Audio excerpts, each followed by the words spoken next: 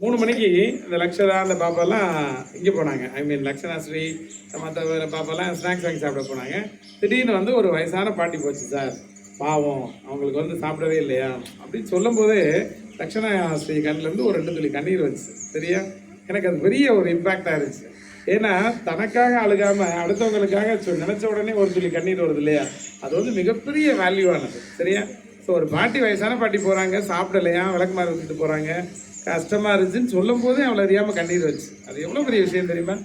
அந்த எம்பதின்னு பேர். உடனே ஒரு 100 ரூபாய் கொடுத்து விட்டு போய் அந்த பாட்டிக்கு எல்லாம் வாங்கி கொடு அப்படின்னு சொல்லி அனுப்பிச்சி விட்ட உடனே விரட்டிக்கிட்டு போயிட்டாங்க. போய் அந்த பாட்டிக்கு எல்லாம் வாங்கி கொடுத்து அவங்கள சாட்டிஸ்ஃபை பண்ணி அனுப்புனாங்க. ஆனால் அந்த சொல்லும் போதே அவள் ஆத்மார்த்தமாக சொன்னேன் இல்லையா, இது டெய்லி நடக்கிற சம்பவம் தான். நம்ம எத்தனையோ பேர் கடந்து வரலாம், எவ்வளவோ பேர் வந்து வறுமையில் இருக்கவங்களை பார்க்குறோம், எல்லாம் பண்ணுறோம். அந்த அன்பு இருக்கு இல்லையா, அந்த எம்பதி அப்படின்னு பேர். இங்கிலீஷில் வந்து EMPATHY அப்படிம்பாங்க. எம்பதி அப்படின்னா என்னென்னா பிரித ஒரு மனநிலையிலிருந்து பார்க்குறது. அது மிகப்பெரிய விஷயம். சரியா, ஸோ மனிதனுடைய மிகப்பெரிய வேலையே வந்து அன்பு செய்கிறது தான். புரியுதா? மகாகவி பாரதியோட செய்களோடு இன்னைக்கு ஆரம்பிப்போம். யான் எதற்கும் அஞ்சுகளேன் மானுடரே, நீவீரின் மதத்தை பின்பற்றுமின் பாடுபடல் வேண்டாம் ஊனுடலை வருத்தாதீர், உணவு இயற்கை கொடுக்கும் உமக்கு தொழில் இங்கே அன்பு செய்தல் கண்டீர் அப்படின்னு பாரதி சொன்ன ஒரே வார்த்தை என்ன அப்படின்னா, நீங்கள் வேற எந்த கவலையும் பட வேணாம், உணவு இயற்கை கொடுக்கும், நீங்கள் மனசில் எந்த கவலையும் வேணாம், ஜாலியாக இருக்கலாம், ஆனால் அன்பு செய்தல் தான் உங்களுடைய தொழில், அதை மட்டும் செஞ்சுக்கிட்டே இருந்தீங்கன்னா போதும் அப்படின்னு. என் மதத்தை பின்பற்றுவேன் அப்படின்னு. அவன் என்ன மதம்? அன்பு மதம் தான். சரியா, இந்த மதம்னு குறிப்பிட்டு சொல்லலை, எல்லா மதங்களுமே அன்பை தான் வலியுறுத்துது. சரியா, கிறிஸ்டியானிட்டி ஆகட்டும், இந்துஸ் ஆகட்டும், முஸ்லீம் இஸ்லாமிய சமூகமாகட்டும், எல்லாமே அன்பு செய்தலை பற்றி தான் சொல்லுது. திருக்குறளில் இவ்வளோ அன்புடைமை படித்து பார்த்துருப்பீங்களே, அன்பிலார் இன்பும் உடையார் பிறக்குங்கிறாரு. சரியா, அன்பிலார் வந்து வாழ்ந்தே பிரயோஜனம் இல்லைங்கிற மாதிரி சொல்கிறாரு. அன்புடையாருடைய என்பும் கூட, என்பும்னா எலும்பும் கூட பிறருக்கு சொல்லும் அப்படின்னு. அன்பில்லாத உயிர்களை வந்து அறக்கடவுள் வந்து வெயிலில் புழு மாதிரி போட்டு வதைக்கும் அப்படிங்கிறாங்க. ஸோ அன்புங்கிறது மிகப்பெரிய விஷயம்.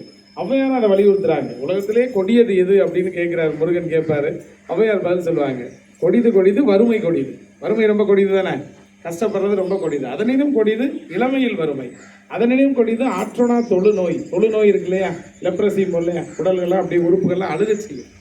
அதனினும் கொடியது எது அப்படின்னா அன்பில்லா பெண்டிருக்கிறாங்க ஔவையார். இப்போ பார்த்தியா, ஒரு அன்புங்கிறது இல்லை அப்படின்னா அது உலகத்திலேயே மிகப்பெரிய நோயே அதுதாங்கிறாங்க. சரியா, எல்லா மதங்களும் எல்லா இலக்கியங்களும் எல்லா இதுவுமே வந்து போதிக்கிறது வந்து அன்பு தான். புத்தராகட்டும், இயேசுவாகட்டும், அல்லாவாகட்டும், ஈசனாகட்டும், எல்லாரும் வலியுறுத்துறது அன்பு தான். அந்த அன்புங்கிறது செய்யத்தான் அதை வந்து உணர முடியும். சரியா, ஸோ அன்புங்கிற விஷயம் வந்து மனிதனுடைய ஆத்மார்த்தமான ஒரு விஷயம். அதை செஞ்சு பார்த்தா தான் தெரியும். தெரியுது, ஒரு உயிர் மேலே மனுஷன் அன்பு செலுத்தணும்னு அவசியம் இல்லை. ஒரு செடி வாடுது, தண்ணி இல்லாமல் இருக்குன்னா ஒரு சில தண்ணி ஊற்றினாலே அதுவே ஒரு அன்பு தான். ஸோ ஒரு சாதாரண ஒரு உயிருள்ள பொருளோ உயிரற்ற பொருளோ ஒரு ஓரறிவு ஜீவனோ ஆறறிவு ஜீவனோ அவர்களிடத்தில் அன்பு செலுத்துன்னு வச்சுக்குவேன், அது மிகப்பெரிய விஷயம்.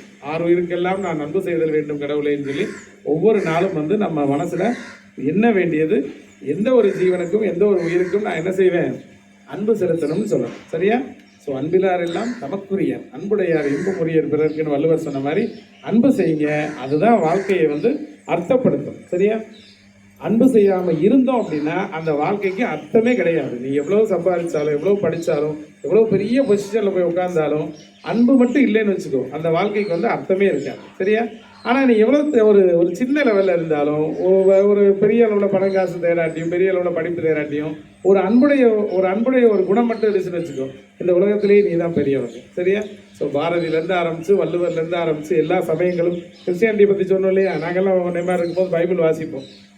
அன்பு தன்னை புகழாது, இருமாப்பா இராது, அயோக்கியமானதை செய்யாது, வன்முறையை நாடாது, சிரமடையாது, தீங்கு நினையாது, அநியாயத்தில் சந்தோஷப்படாமல் சத்தியத்தில் சந்தோஷப்படும், சகலத்தையும் தாங்கும், சகலத்தையும் நம்பும்னு சொல்லி அன்னைக்கு படித்தது எனக்கு இன்னைக்கு வரைக்கும் மனப்பாடமாக இருக்குது.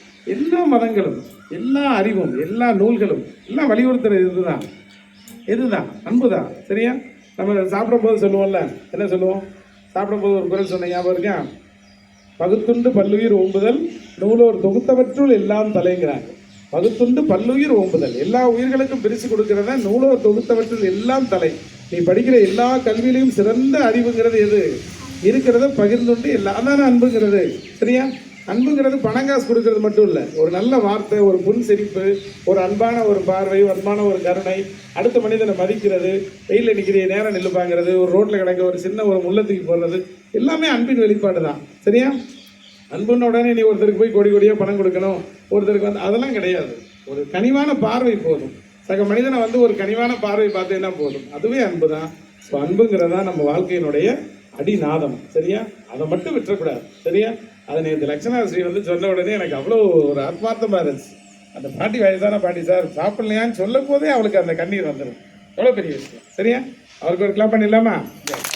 அன்பு செய்யுங்கள், ஆனந்தமாக இருங்கள், வாழ்க்கை அனுபவிங்கள். ஓகே, வாய்ப்பு.